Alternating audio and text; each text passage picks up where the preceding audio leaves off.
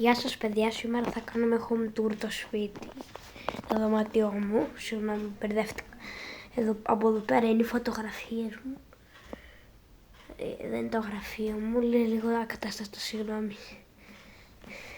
Εδώ πέρα έχω ράφι του Ολυμπιακού, γιατί είμαι Ολυμπιακός, και κάτω, κοιτάξτε, έχω βιβλία, εδώ παιχνίδια. Εδώ πέρα το ράφι μου, την ντουλάπα μου, μια φωτογραφιά. Εκεί πέρα κάτι, το κρεβάτι μου, το χαλί μου, το καλοριφέρ. Γενικά αυτό είναι το δωμάτιό μου, αλλά δεν τελειώσαμε ακόμα.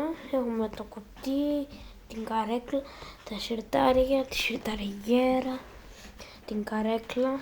Εδώ.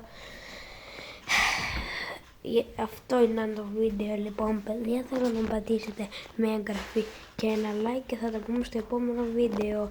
Τσάω!